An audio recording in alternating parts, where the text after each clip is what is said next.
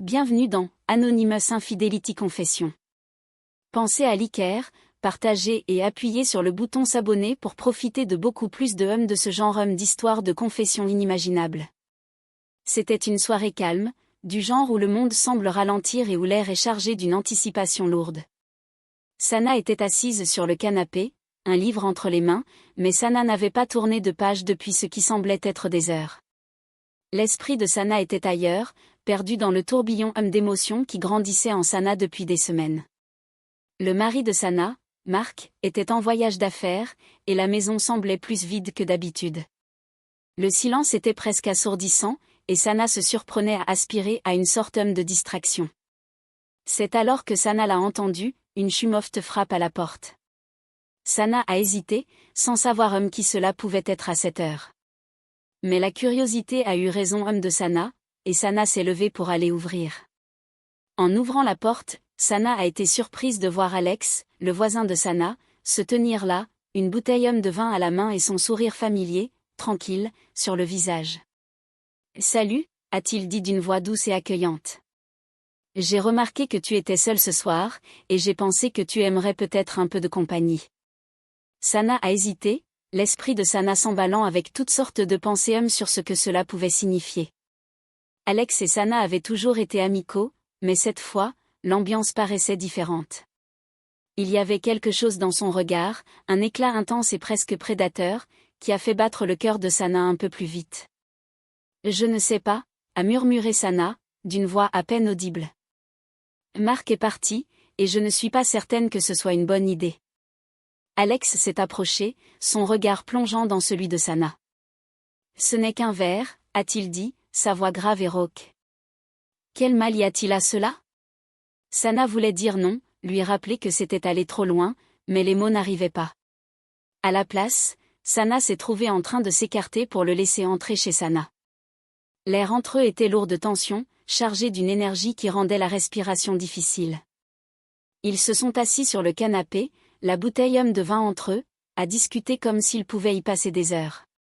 La conversation était fluide, naturelle, mais il régnait en dessous un courant de quelque chose de plus profond, de non formulé. Puis, sans prévenir, Alex a avancé la main et a délicatement écarté une mèche de cheveux du visage de Sana. Son geste était Shumoft, presque tendre, mais Sana a vu dans ses yeux cette faim qui a fait tressaillir Sana. Sana a senti le souffle se bloquer dans la gorge, et pendant un instant, Sana était incapable de bouger. « Je t'ai toujours trouvé magnifique », a-t-il dit, la voix basse et chargée d'émotion. « Je n'ai jamais eu le courage de te le dire. » Ces mots ont fait frissonner Sana, et Sana a senti une vague de chaleur monter en Sana. L'esprit de Sana était en ébullition, essayant de comprendre ce qu'il venait de dire, mais Sana n'arrivait pas à penser clairement. Sana ne se concentrait plus que sur la sensation de son souffle contre la peau de Sana, la façon dont ces mots semblaient allumer quelque chose de profond en Sana. « Alex, on ne peut pas », a commencé Sana, mais il a interrompu Sana, sa main agrippant doucement le poignet de Sana. « Ne dis pas non », a-t-il murmuré, ses yeux rivés aux siens. « Pas encore. » Sana voulait se dégager, lui dire que c'était mal, qu'il franchissait une limite dont il ne pourrait jamais revenir. Mais Sana ne pouvait pas. La vérité, c'est que Sana avait toujours été attirée par lui, même si Sana s'était efforcée de chasser ses pensées. Et maintenant qu'il était si proche, que son toucher faisait parcourir des frissons à Sana, Sana se sentait céder au désir que Sana avait contenu si longtemps. La main d'Alex s'est posée sur la joue de Sana, son pouce frôlant doucement la peau de Sana. Son geste était Shumoft, presque tendre, mais l'avidité dans son regard a fait tressaillir le ventre de Sana. Sana sentait Sana se pencher vers lui, le corps de Sana trahissant la partie rationnelle de l'esprit de Sana qui hurlait d'arrêter. Puis, avant que Sana puisse dire quoi que ce soit, avant que Sana ne puisse même réfléchir, les lèvres d'Alex ont rencontré celles de Sana, Shumoft et exigeantes à la fois. Le baiser était électrique, envoyant des vagues de plaisir dans Sana, comme Sana n'en avait pas ressenti depuis des années. Les mains de Sana ont cherché leur chemin jusqu'à sa poitrine, ressentant le rythme régulier des battements de son cœur sous les doigts de Sana. Pendant un instant, Sana a tout oublié les conséquences, la culpabilité, le fait qu'il s'agissait du voisin de Sana. Tout ce qui comptait, c'était la façon dont il faisait vibrer Sana, la manière dont son toucher réveillait en Sana quelque chose que Sana croyait éteint depuis longtemps. Mais tout s'est interrompu aussi vite que ça avait commencé. Alex s'est écarté, le souffle court, le regard sombre de désir. Il a regardé Sana, affichant une expression mêlée d'envie et d'incertitude, comme s'il attendait que Sana dise quelque chose, que Sana lui indique la marche à suivre. Sana a ouvert la bouche pour parler, mais aucun son n'est sorti. L'esprit de Sana était un tourbillon d'émotions, de désir, de culpabilité, de peur, et d'autres choses que Sana n'arrivait pas à nommer.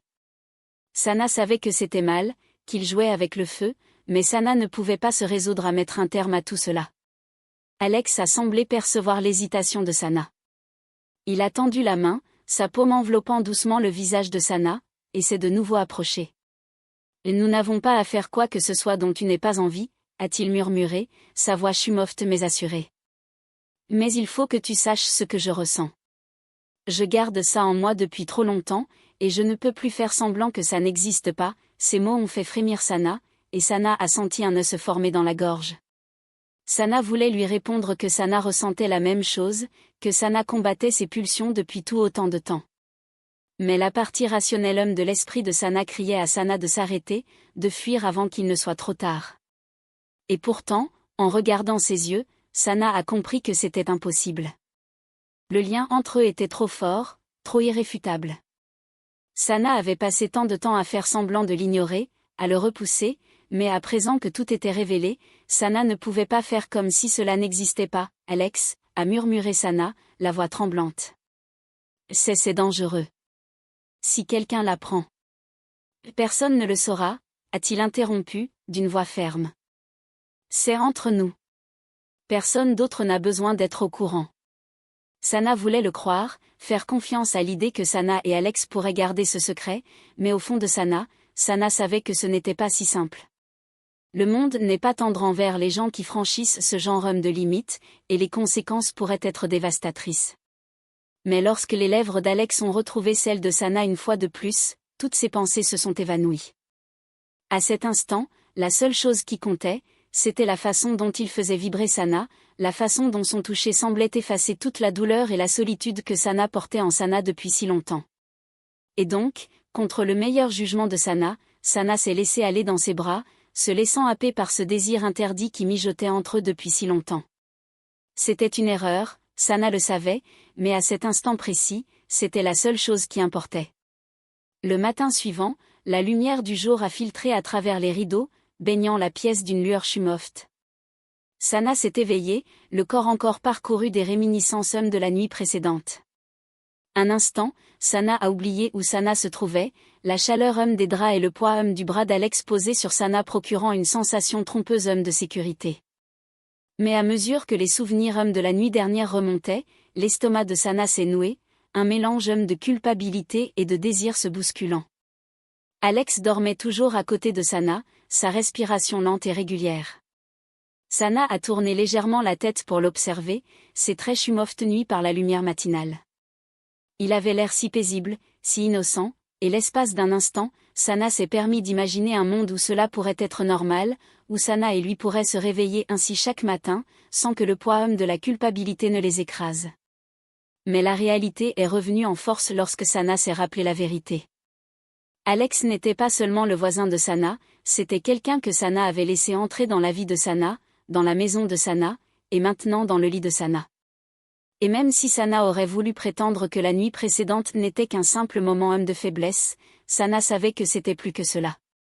La connexion entre eux était indéniable, et cela effrayait Sana. Avec précaution, Sana s'est extirpée du lit, veillant à ne pas le réveiller, et Sana est allée jusqu'à la cuisine. La maison était silencieuse, le seul bruit provenant du chumofte ronronnement du réfrigérateur. Sana s'est versé un verre d'eau et s'est adossée au comptoir, tentant de calmer l'esprit de Sana en ébullition. Qu'avait fait Sana? Comment Sana avait pu laisser ça se produire? Des bruits de pas derrière Sana ont fait sursauter Sana, et Sana s'est retournée pour voir Alex dans l'encadrement de la porte, les cheveux en bataille, sa chemise lâchement posée sur ses épaules. Il a planté son regard perçant dans celui de Sana, et l'espace d'une seconde, Sana a oublié comment respirer. Bonjour, a-t-il dit, la voix encore enrouée de sommeil. Bonjour, a murmuré Sana, à peine audible. Il s'est approché de Sana, ses mouvements lents et délibérés, et Sana a senti son cœur s'emballer. Il s'est arrêté à quelques centimètres, sondant le visage de Sana à la recherche du moindre signum de ce que Sana pouvait ressentir. Sana aurait voulu détourner le regard, cacher le tumulte intérieur de Sana, mais c'était impossible. Sa présence était trop envahissante, trop magnétique. « Est-ce que ça va ?» a-t-il demandé, la voix chumofte mais empreinte de sollicitude. Sana a hoché la tête, même si la vérité était bien plus complexe. « Je vais bien », Sana a menti, la voix tremblante. Alex a avancé la main, effleurant doucement le bras de Sana. Son toucher était chaud, rassurant, mais il a aussi fait frissonner Sana. « À propos de la nuit dernière ?» a-t-il commencé, mais Sana l'a interrompu. « On ne devrait pas en parler », a répondu Sana précipitamment, d'un ton plus sec qu'elle ne l'aurait voulu. « C'était une erreur, Alex. On le sait tous les deux. » Son expression s'est assombrie, et il s'est rapproché d'un pas, sa main glissant sur la joue de Sana. « Pour moi, ce n'était pas une erreur, a-t-il affirmé avec fermeté. J'étais sincère dans ce que j'ai dit hier soir. J'ai toujours ressenti ça pour toi, et je ne veux pas prétendre que ce n'est pas réel. » Ces mots ont déclenché une vague de chaleur en Sana, et Sana a senti sa détermination vaciller. Sana avait envie de le croire, de se laisser happer par l'idée qu'ils pourraient être ensemble sans en subir les conséquences. Mais la part rationnelle homme de l'esprit de Sana suppliait Sana d'arrêter, de fuir avant qu'il ne soit trop tard. « Alex, c'est dangereux », a murmuré Sana, la voix tremblante. « Si quelqu'un l'apprend. »« Personne ne le saura », a-t-il coupé, la voix ferme. « C'est entre nous. Personne d'autre n'a besoin d'être au courant. » Sana voulait le croire, faire confiance à l'idée qu'il pourrait garder cela secret, mais au plus profond de Sana, Sana savait que ce n'était pas si simple. Le monde n'est pas clément avec ceux qui franchissent ce genre de limites, et les conséquences peuvent être terribles. Pourtant, au moment où les lèvres d'Alex ont retrouvé une nouvelle fois celles de Sana, toutes ses réflexions ont disparu. À cet instant, la seule chose qui importait, c'était la façon dont il faisait vibrer Sana, la manière dont son toucher semblait effacer toute la douleur et la solitude que Sana avait portée en Sana si longtemps. Et donc, malgré le meilleur jugement de Sana, Sana s'est laissée aller une fois encore, plongeant dans ce désir interdit qui couvait entre eux depuis si longtemps. C'était une erreur, Sana le savait, mais à cet instant précis, c'était la seule réalité qui comptait. Cette histoire se veut un avertissement sur les risques liés à l'abandon face à des désirs défendus et sur la tourmente émotionnelle qui en découle. Elle met en évidence la façon dont la solitude, l'attirance inavouée et les décisions impulsives peuvent pousser les individus à franchir des frontières éthiques, mettant en péril leurs relations, leur réputation et leur paix de l'esprit. Le lien entre le protagoniste et Alex illustre le conflit intérieur entre le désir et la raison, insistant sur le fait que les moments fugitifs de passion se soldent souvent par un coup en culpabilité, en secret et en conséquences possibles. En fin de compte, elle souligne l'importance de la maîtrise de soi, de l'intégrité et de la prise en compte de l'impact à long terme de ses actes sur soi-même et sur les autres, avant